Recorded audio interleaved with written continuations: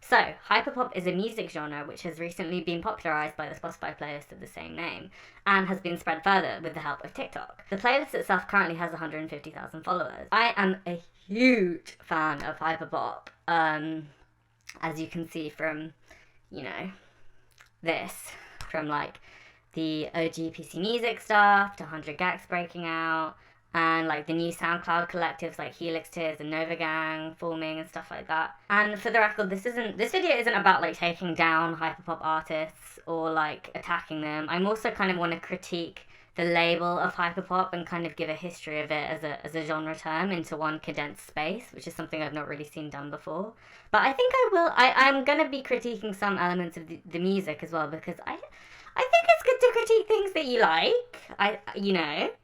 It's not really that serious or deep as a topic. It's just kind of been spinning around my head a lot as I see people discuss it. So I thought I'd kind of like archive how this all came to be. I'll be focusing specifically with two problems I have with hyperpop. The first is that I feel like it kind of limits artists who fall within the genre, and the second being that like the genre of hyperpop, or the selection of what hyperpop is or is not, kind of adheres to like racist structures in the music industry. And so the first problem with hyperpop kind of leans into this introductory segment, and that is, what is hyperpop?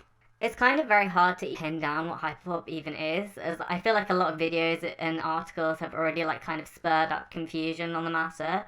And I feel like I agree that it's kind of genreless as a genre and is more like a big broad vibe of music than anything, and the main connecting vibe being that it's like internet based. So instead of trying to sum up what it is succinctly, which is exactly what I just did, I'm just going to list stuff pretty chronologically which has been called hyperpop, and then go on to say that why this is a bit silly and I feel like can be a bit annoying for artists. So, PC music is hyperpop. PC music, if you're not familiar, which I'd be surprised by if you clicked on this, was a label started in 2013.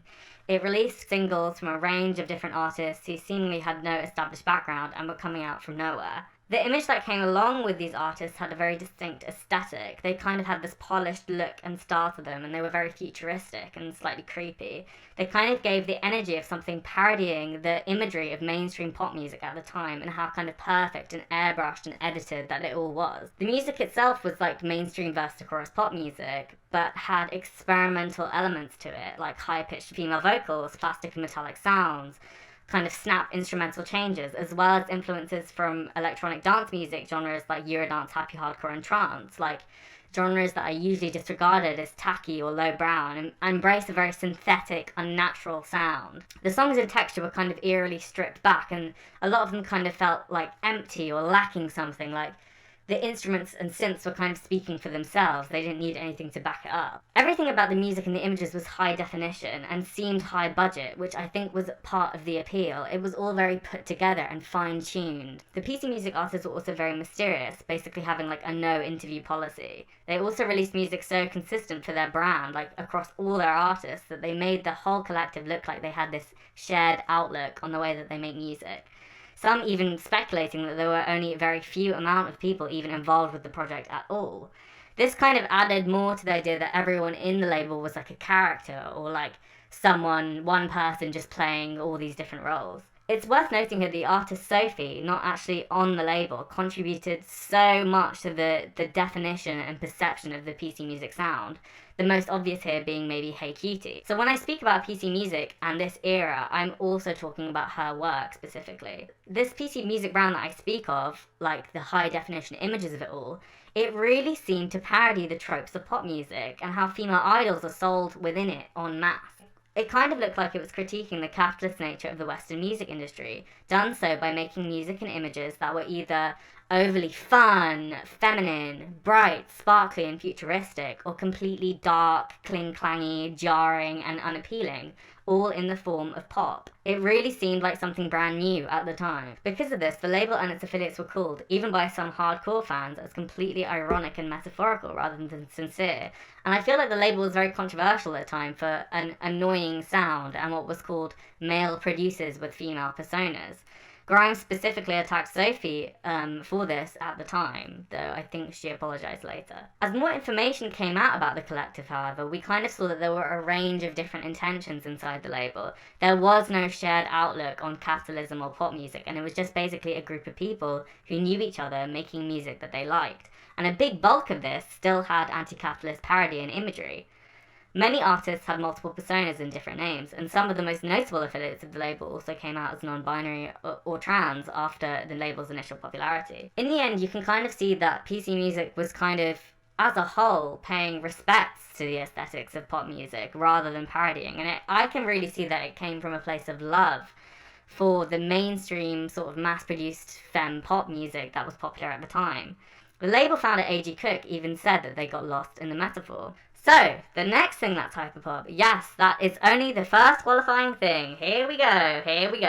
It's stuff that was inspired by PC music or sounds a bit like PC music. The aesthetic and brand of PC music was really launched into the mainstream with Charli XCX releasing her Vroom Vroom EP, featuring production from Sophie and A.G. Cook, which I really think caused a new wave of artists to embrace the style of sound from 2016 to 2018. Vroom Vroom was so cool because it was a full-budget experimental pop project that came out of nowhere from an artist who at that point was one of the biggest pop stars in the world. It was so left field and probably the most experimental thing Charli has ever done in terms of the sound and context of which it was born. I feel like after that, many artists would have discovered the backlog of PC music and taken an element of what made that brand iconic to them, whether in terms of production or aesthetic, and put it into their own music. For example, Liz's brand is heavy on plasticky Y2K aesthetics. Slater's digital pop star presence is also a big part of her brand. Dorian Electra's music plays with gender norms, and Namasenda has a distinct bubblegum aesthetic, as well as that her music is very tied to Eurodance, happy hardcore, and trance. All of these artists and more had production that sounded like PC music, and themes and aesthetics that were similar to PC music. Some of their producers would even name themselves after copycats of artists in PC music. But this obviously wasn't just them copying, and not all of these artists necessarily worked with or even cared about PC music. They could have also just been, inspired by the exact same things that PC music were. They had their own visions and influences the same way that PC music did. But it is important to note that many of these artists cite PC music as one of their biggest inspirations, and it kind of shows sometimes because some of this music blends so well into the original PC music tracks, especially in terms of production. PC music has also collabed with a lot of these artists since. PC music, as a result, became a genre term. The music that sounded like PC music was also called the same thing. But what separated PC music from what it then inspired, I think, was a different level of sincerity or open sincerity. Some of PC music was ultimately pure, unadulterated parody, and made the label look like a parody by association. Whereas in the Charli XCX and Slater style of music, you can tell it's taking itself seriously, and obviously has been born from a previous backlog of music. And therefore, if people wanted a broader term, one that included the people who sounded like PC music but didn't want to use the name of the label, they would call the music hyperpop. This is the earliest usage I can find of the term, other than the SoundCloud label Hyperpop, which isn't really, I think, related to that much music that is under the genre term now. Around the same time, became popular for the same thing. One of these artists inspired by PC music, and maybe the most important of all, was 100 Gex. Laura Les of 100 Gex has said that PC music has just always felt like the perfect representation of freedom in the age of the internet, and called the collective's 2014 mixes some of her biggest influences, something which has also informed her amazing solo music. And this kind of brings us to our next definition of hyperpop, which is 100 Gex. Gex have received a much more popular cult status and influence over later music than any of the artists I've mentioned prior, and that's because, in my opinion, they kind of set themselves apart from PC music in a few ways. The most notable for me is that they have a more visible influence from other genres, stuff like pop punk, ska, and dubstep. But perhaps the most important here is their influence from hip-hop and trap. Gex frequent meme-like 808s and emo rapping style kind of open them up to an even more modern and American market, in which we see hip-hop being the current most popular genre in the United States. This is very similar to how A.G. Cook's music is an appreciation and analysis of something he calls the Max Martin era of popular music. This is where pop artists like Britney and Katy Perry were by far the most popular in the West. Gex is kind of born of the more recent era of American popular music, and they are appreciating and analysing in the same way, doing so by distorting trap production and imitating the music that they think is great. Many of PC Music's signature experimental production techniques are also carried over into 100gecs discography, such as Dylan Brady's signature metallic snare, which you could say was borrowed from Sophie, as well as the constant auto-tune and pitching up of vocals, as well as doing complete beat switch-ups in the middle of songs. The appreciation of existing music and the ideal of making the biggest, brightest songs is also something that's carried on from PC Music into 100gecs. 100gecs also toes the line between sincerity and irony that PC Music did in a much more novel way. They have a less creepy, self-indulgent energy to them and have a more fun, accessible vibe. I feel like it's less academic seeming and more meme-like. It also comes off as a lot more sincere, like you don't see it as some grand statement about society or the music industry. Digging deeper as a fan kind of confirms this, as you can see that they're genuine and earnest in a lot of the music that they're making, something which even hardcore PC Music fans couldn't seem to work out at the time. They are also aware that they can sound silly or cringe and really embrace this with open arms. And that's where we arrive somewhere, which, in my opinion, is pretty distanced from PC Music, but it's still called hyperpop. And that is stuff that sounds like, or is inspired by, 100gecs. This is music which is often classified as SoundCloud rap, and often referred to as glitchcore, Robloxcore, or digicore. This is what the current bulk of the hyperpop playlist seems to consist of, because it's the newest and most popular and populated form of hyperpop. Glitchcore is usually the term this sort of music is referred to, but it's less of a genre term and I feel like more of a TikTok aesthetic. Like, the music that is made popular through the glitchcore aesthetic is usually of an experimental hip-hop sound, and that music is then called glitchcore. These are artists like XIX, Dolly, and Osquin. A broader and more self-assigned version of this glitchcore term is sometimes called digicore. Most of this stuff is heavily influenced by mid-2010 SoundCloud rap and rap in general. Artists like Blade and Drain Gang, emo rap legends like Lil Peep, as well as mainstream but more alternative rappers like Young Thug, Lil Uzi Vert, and Playboi Carti. These influences of rap are kind of mixed with some of the key features of 100gecs songwriting and production. Stuff like heavy vocal distortion and autotune, borrowing from a wide range of genres seamlessly, and finally something which is pretty defining to the digicore and glitchcore vibe, which is chopped and started vocals. Vocalists in the scene are way more likely to use a rapping style of vocals and sound more similar to experimental hip-hop, though there is a clear pop influence. The scene is also incredibly young and also incredibly talented. Two of the frontrunners for it, Osquin and Glaive, are both about 16, and rapper and producer Lou is making great music at literally 13 years old. What were you doing at 13? I was doing this. As pretty much all the vocalists seem to double as producers in the scene and everyone is independent, there's a much more personal feel to the music, and collaboration is everywhere and is very key to the scene. You can see songs or collectives or bands with 8, 9, 10, 11, 12 more people on. The main hyperpop collectives are Nova Gang, Bloodhounds, Helix Tears, and Goon City. It's clear because of their age they have an amazing grasp of online communication, and it's nice to imagine them on Discord making songs over the internet, sending files between computers indoors, something which is also a big part of 100gecs writing process. It kind of really speaks of the genreless and immense nature of art on the internet, as technology is getting better and better. It's all very quick and instant. The music itself, in terms of BPM, the length of the songs, as well as how often it's put out, and maybe even how long its replay value lasts. Also, in comparison to the other types of hyperpop I've talked about so far, there are so many different artists in this scene in terms of numbers. It's insane. I would put up a list, but it's actually impossible to cover all of them. Actually Not Bill's new digital playlist is a really good place to find these artists, which I'll link below. I feel like the pandemic has really aided a lot of these artists' output as well. I guess they have more time on their hands to perfect their craft, talk to other musicians like them, something which is very solitary and based at home, sitting on the internet, which I feel like is very unusual for the normal route for musicians and artists, and I feel like it's also very accessible for younger people who don't have as many resources, which is great. And again, I don't think these artists are necessarily directly inspired by 100gecs or making music that replicates 100gecs, just many of them have cited 100gecs as big influences or sound a lot like them. For example, Osquin herself said that Laura Les's How to Dress as Human was one of the things that made her start making the music she currently makes, or the hyperpop that she currently makes. I think 100gecs are also a big part of why this new breed of artists are also called hyperpop in the first place, because in 100gecs hyperpop playlist takeover, they added so many of these smaller SoundCloud-focused artists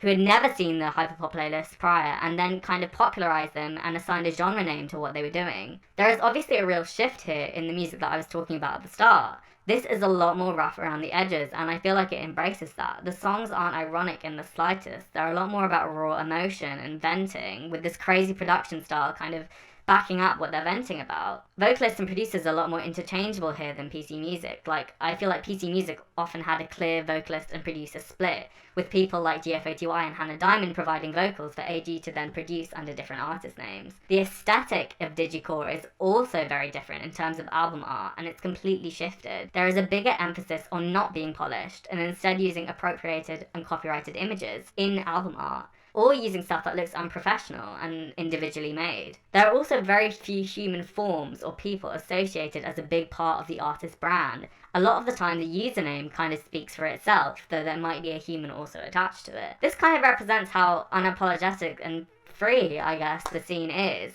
The main focus is just to put out whatever you want as quickly as possible. Anime aesthetics are also a huge part of the appropriated images I was talking about that I used, like screen caps or drawings of the artists in the form of anime characters. Oscar has also weighed in on this. She said how different PC Music was to the new wave, and how these new artists' influences are a lot more based in rap music and the music of people of colour. This adds up with the fact that a lot of digicore fans don't really care about PC Music or know about it. They're more focused on this new wave, which is fine. That isn't to say that there isn't some crossover between PC Music and the new digicore scene. The sentiment that anyone can make music with their laptop and declare themselves as the hottest thing on the planet or the biggest pop star ever is still very present. The artist 8485 having the persona of a Vocaloid is a very good example of this.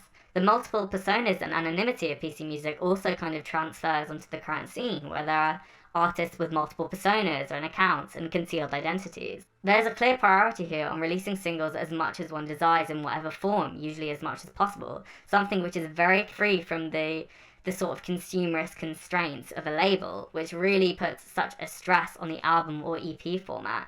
This is kind of similar to PC Music and its bubblegum-based affiliates putting out music for free or making up artist names month by month. The internet also plays a huge part in these groups and artists being tied together as well. Many of them make music referencing the aesthetics and movement of the internet, and pretty much all the artists I've talked about have a pretty online rollout to their music and a very online presence in general. As well as this, there are hyperpop artists who are majorly inspired by 100 gecs and are more involved with the modern glitchcore wave, like I was just talking about, but also really love old PC music and make music that kind of fuses them together. CM10 really comes to mind here in how he makes insular references to like the history of hyperpop. Artists who are blowing up more recently, like Petal Supply and Himera, also collaborate with these newer digicore artists, but I think are also paying homage to PC Music a lot in their music. So at this point you're probably thinking, wow, that is a lot of music that is called hyperpop. But wait, there's more. Hyperpop is also used to describe any artist who has production credits from PC Music or its affiliates, like Carolyn Polachek or Let's See Grandma, when their music on its own, in my opinion, doesn't even sound that similar to the incredibly broad hyperpop tropes. Maybe one or two songs have that feel, but not them as an artist. Just having an association with PC Music kind of makes you viable for the hyperpop tag. In PC Music forums, people also have this idea of pre-PC or proto-PC that also fits into the hyperpop bracket and playlist. This is a catalogue of music pre-2013 which has either inspired PC Music or sounds exactly like it, just in a different musical context. Searle and Nadia O are the best examples of this. The nightcore genre also kind of fits into this idea. These are all just basically PC music, but without a single trace of irony or deliberate political commentary. This makes it even more clear that irony, one of the main perceived features of PC music, is not a definitive trait of the hyperpop genre, which really kind of expands it even more. A pop music that is more modern, quite upbeat, catchy, feminine, and has a sort of Y2K throwback feel is also called hyperpop. Artists like Kim Petras, Bree Runway, Carly Rae Jepsen, Rina Sawayama. This is a more literal definition of hyperpop, I guess. It's like fast tempo pop music. But it also kind of just blends in with normal pop music. Like, maybe the only thing making it different is like a few lyrics about the internet here and there, or some experimental production in small doses. Like, if these artists were put on the radio next to normal pop artists, no one would want to classify them as a different genre of music. They usually might just have some loose connections to PC music, like openly enjoying and posting about their music, or having one or two songs produced by them, even though their brand is essentially just more thoughtful mainstream pop. Recently, I've also been seeing Grimes be called a hyperpop artist, or someone who laid down the foundation for hyperpop. And this is pretty new to me. I feel like the only qualifying things I can really see is that she makes some electronic music and also has a high-pitched voice. But that's just me.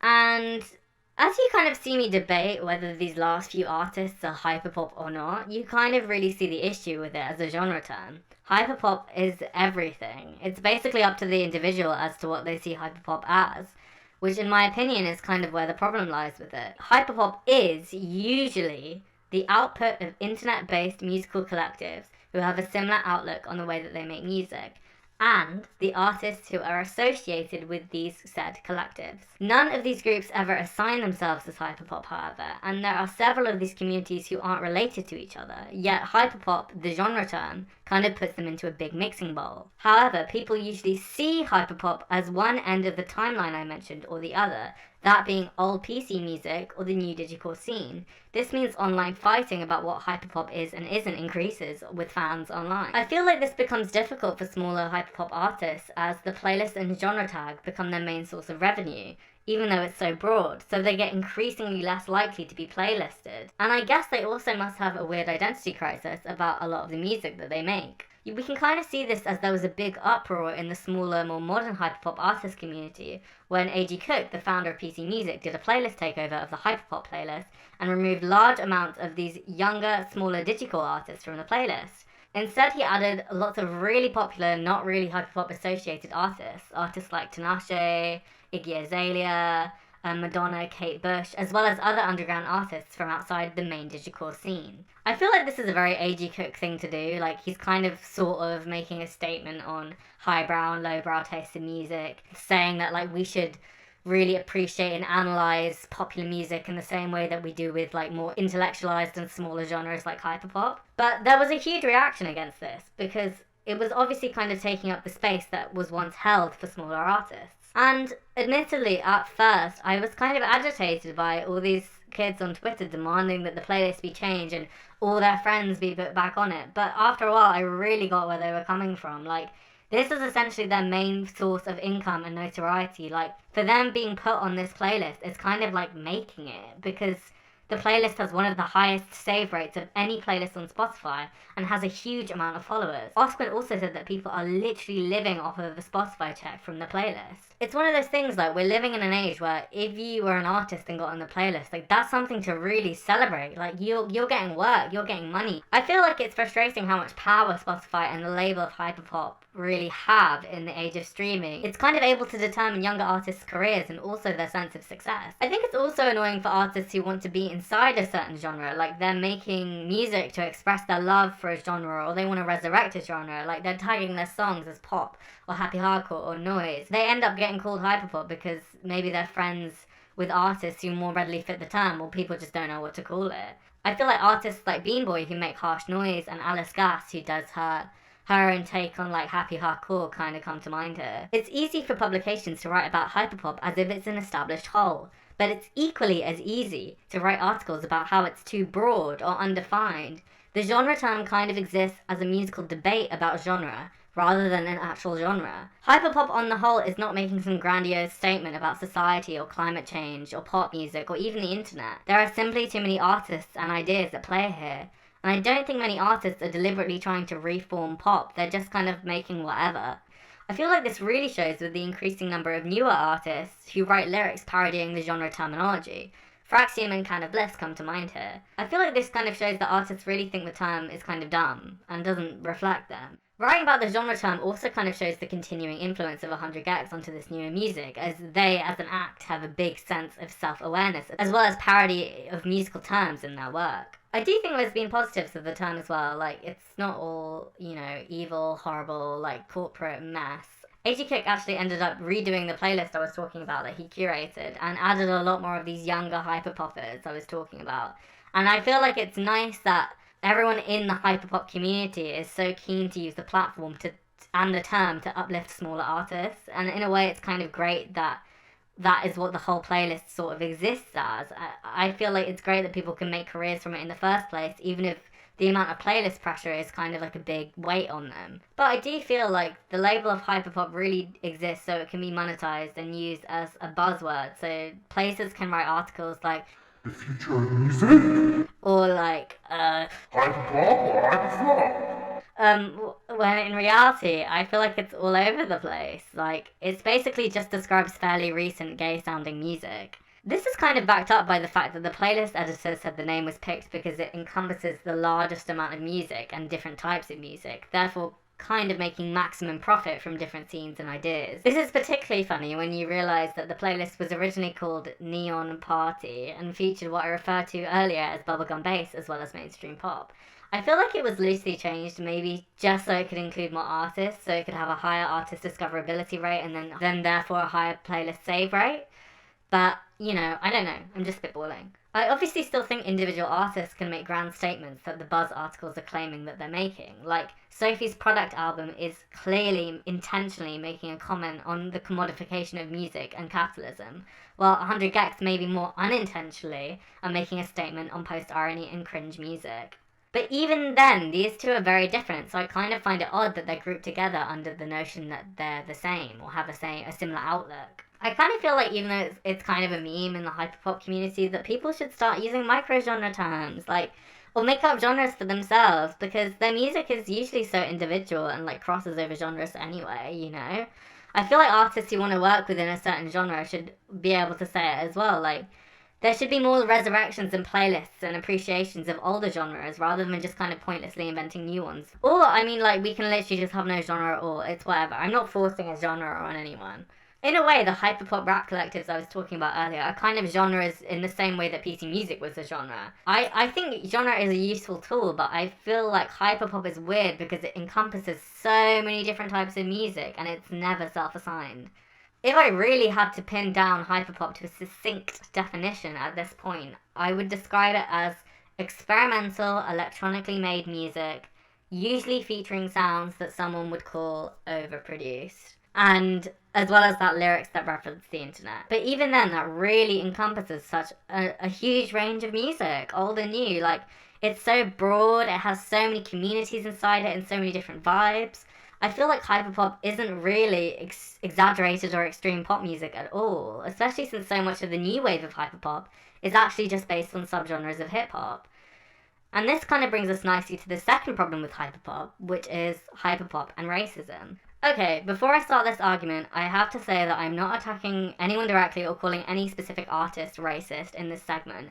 I'm talking more so about how the genre label of hyperpop, and genres in general really, kind of lend themselves to racist structures of music classification. So, to give foundation to this argument I'm about to make about hyperpop maybe being gentrified music, I first kind of had to establish it as a white-dominated genre. So my evidence for this starts with the fact that the original PC Music Collective, what is often called the roots of hyperpop, literally being a group of all white performers and producers. In the original crew photo from 2014, I can see one non-white face, but I assume that they were taking on some sort of management role rather than an artist, because as a big fan, I don't recognize them as an artist or producer. Also, given the upper middle class upbringings of artists like GFOTY and AG Cook, which I'll let you Google for yourself, it's not really a stretch to say that the collective had a certain level of privilege as well. PC Music also didn't make a single release featuring a black artist until their 37th of Namasenda's 24/7, which was a fair time after their initial buzz as a collective. It's great that they've put her on to a whole new audience of people, but I really think, to me, it sticks out as an example of them being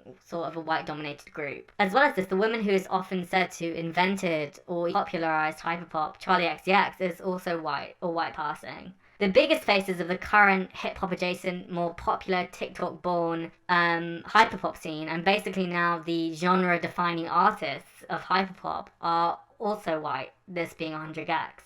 And finally, in case you needed any more evidence that the genre is white-dominated, I did a survey of the current hyperpop playlist, and I found that out of 112 race-identifiable artists featured on the playlist, 83 were white, 18 were black, 9 were of Asian descent, and 2 were Latinx. This means a whopping 74% of the artists on the playlist were white, and in case you need even more evidence, the artists who appeared most on this playlist, or the artists who had the most playlisted songs, are also both white. this being Black Winterwells having 7 of her songs listed, and Glaive coming in second with 6 of his songs listed. Also, may I add, included in the survey were 11 multi-person artists, so bands or duos like 100 Gex.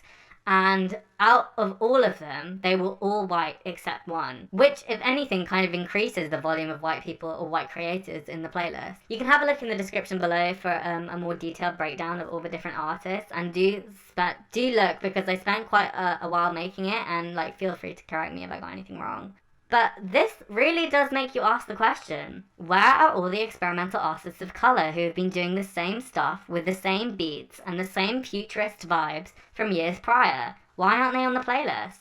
Where's Clipping? Where's Nicki Minaj's second album era? Where's Injury Reserve? Where's MIA? Where's Vince Staples? Where's JPEG Mafia? And if you want to argue that hyperpop is more queer, it's more modern, it's more femme, it's more internet-based, and is kind of more exclusive to smaller and upcoming artists, where is Ocean Kelly? Where's Sneaks? Where's Leaf? Where's Auden? Where's Rodney Crone? Like, where are the people of colour doing experimental, futurist, fast-paced hip-hop? Like, they are there, they exist. The majority of the songs in the white-dominated playlist are also this new breed of hyperpop, or new and upcoming acts. And you know how I told you earlier that this new style of hyperpop at its core is essentially experimental hip-hop, with its main influences being emo rap and trap. Why does creating music that features autotune, AAVE, trap drum patterns, and so on suddenly become futuristic and maximalistic when the majority of the people making it are white? I think this is especially disappointing in regards to the playlist, because the new digital scene has some of the most black creators out of any of the music scenes that I've mentioned prior that are under the hyperpop umbrella. Why aren't they as popular and as playlisted as Glaive and Black Winterwells? I think this, again, has a lot to do with how the perception of music changes when white artists start making it. Experimental rap music is considered pop as soon as online communities of white people are the majority making it, and this really shows the race segregation that comes with genre tags. Black artists talk about this a lot with how they're boxed into R&B instead of accepted into pop music, practically very white. FKA Twigs is a great example of this, as her music is really experimental pop at its core, and yet she was boxed in and called R&B before she had even given a name to her genre. I also think it's interesting that pop, as a white-dominated genre, has a consistent formula of parodying or taking stuff from black music and making it more palatable for a wider mainstream audience. This mainstream audience, of course, being white. White artists can make a song which sounds exactly like a hip-hop song but be called pop and be played on pop radio stations just because they're white. In a way, you can kind of say this is a lot of what white hyperpop artists are doing, or rather how hyperpop characterizes itself as a genre. You can sometimes see this in real time, as people of colour can make the exact same music as white hyperpop artists but be called rappers, often in the same breath as their white contemporaries are being praised. Equally as well, I'm not trying to say that white artists using AAVE and trap production somewhat questionably in music and then passing as pop in the industry is anything new. Like, if I was, I would have to come for like the majority of the biggest pop stars in the music industry in this as well. This is a kind of loaded topic, especially if you haven't got information about the history of white artists doing this and the history of race segregation in genres. So I've left some stuff in the description, like the sources that I use, that you can read over.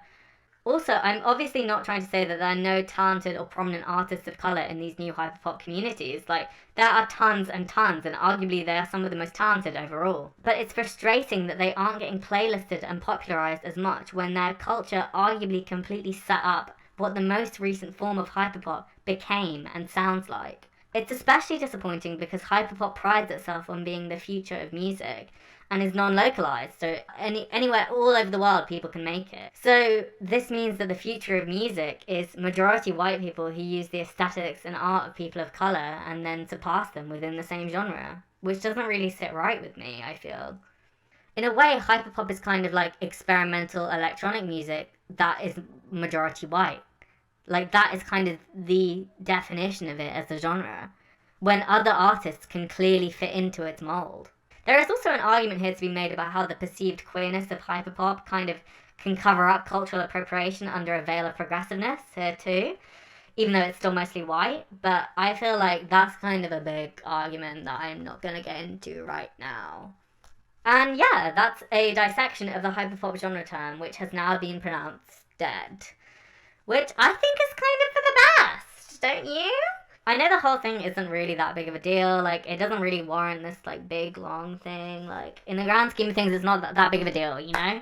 It is just music, but, like, if you cared enough to get to this point in the video, then it's evident that it means something to someone, and people do take it seriously, which I do as a fan, and I'm sure other people do as well, and I think that's sweet. Like, good for us.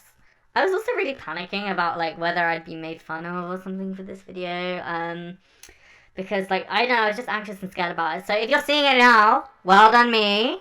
Like, we did it, Joe. Funny. Meme. I said a meme. I'm also planning some new videos about Drag Race music, so, like, the music of Drag Race alumni, and also, like, alternatives to Aisha Erotica, and, like, some stuff like that. So if you have any video ideas, please tell me, because I want to make more, and I need ideas, like, maybe like a 2020 albums thing, or like maybe I could talk about one of the artists that I talked about in this video more in depth. Like, yeah. Also, I'm very unemployed right now. So I'm making this on my busted laptop, my iPhone 7, and this borrowed microphone. So please, if you would like to subscribe or donate money to my Ko-fi, which is down below, please do. Like, I really want some money. Like, I'm just gonna say it. Like, I want some money. And yeah, bye.